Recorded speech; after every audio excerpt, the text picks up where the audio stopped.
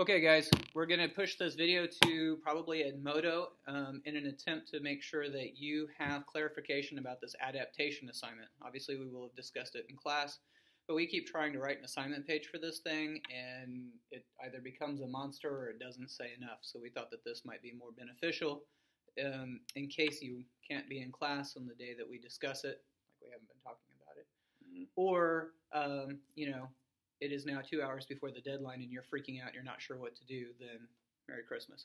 So remember, the point of this assignment is to take your formal research and that formal research paper that you've created, and now you're going to adapt it out of the academic scholarly community that expects the formal MLA citation methodology, and you're going to provide that information to a new audience, to a different audience, to a non-scholastic or academic audience, at least without the formality of it, right?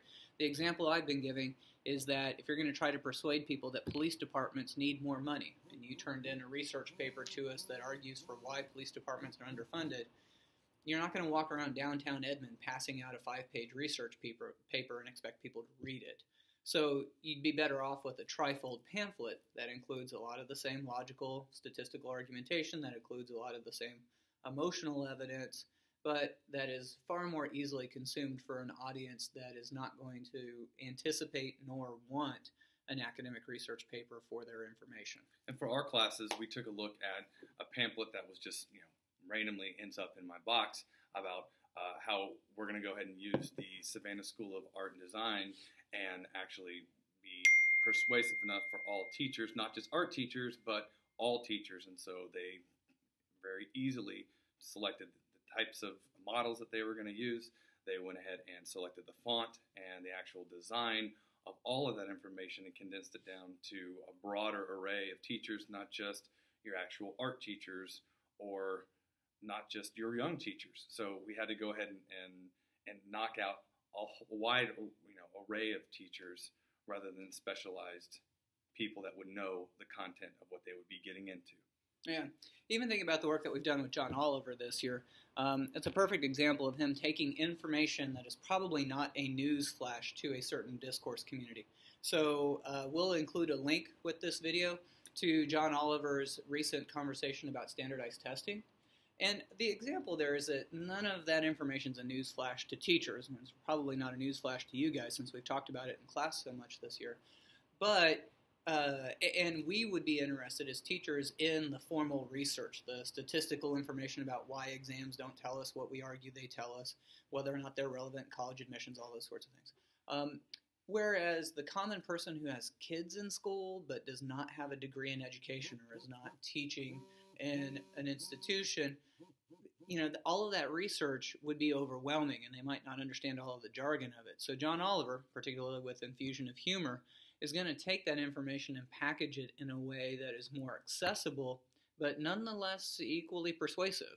Perhaps more persuasive, I don't know. Right. So, the whole idea here is to tightly define that audience. Make sure that you have very clearly sort of created a rhetorical situation that you will then target your persuasion towards. And so whether you're doing a trifold pamphlet or whether you've been asked to give a speech at the Rotary Club, and so that's how you're going to restructure your audience. Whether you've decided to apply to do a TED Talk or you're the next John Oliver and this is your audition tape, right? Using that sort of rhetorical situation helps you define the audience so that you can recast your information in a way that would be persuasive to them. One example in the John Oliver video is the teacher from Florida. They gave you the example of a student that had a predicted score of what was like 286.6, and she scored a 286, and it was lower than what she was predicted, and therefore it went against his score. Well, as a teacher, my first question is, how did they get that score? And what was the sort of formula where they came up with this predicted sort of score? I assume it has to do with her previous scores on other exams, but that information wasn't necessarily given to us. In a formal research paper, that information would be helpful. I would actually want to know that information. It would be cited accurately, but for John Oliver's purpose, we go ahead and not include that information because it's not going to be appealing to your average HBO watcher.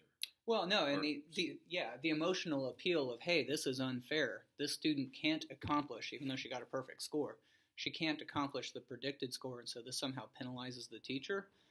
Emotional appeal. Completely unfair to that guy. We need to reevaluate the system, even though as teachers we have a lot of questions about the system that we would expect answered as part of the academic scholarly discourse community that you would address in that research paper, right? The people who are already having that conversation. So we're already at 5 minutes, a little bit over, so we're going to pull the plug on this one. Hopefully this is helpful. It should largely just imitate what we did in class, but if you weren't there for that, or if you are having to revisit this as you're trying to get the project done, try to use this as a resource. And a couple other things. Consider what you have to create, okay? You have a wide array of different types of things that you can create.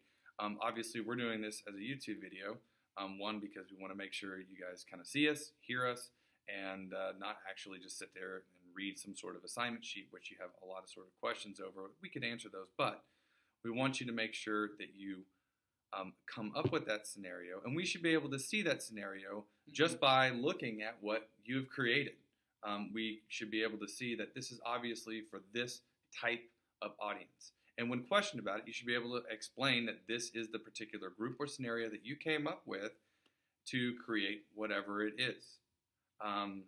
However, we want to caution you, make wise decisions. All right. I know that not all of you are going to be the next John Oliver, but when it comes to like using various different surface features in what you come up with, choose wisely, make it persuasive, but don't go overboard. Don't go into some highly charged images or graphics that could turn off that audience or that scenario that you come up with. You still have to consider that you're creating this scenario and creating this audience, but we're still going to be grading you on the 2, 4, 6, 8 scale. Mm-hmm. Yeah. Okay? Little success, inadequate, adequate, and effective. All right, we're out. This should have just been a rehash of everything that we'd said already. Best of luck. What? Good luck, don't suck. Good luck, don't suck. Break a leg, whatever you need to. Not your wrist. My son broke his wrist. That's not funny. Too soon.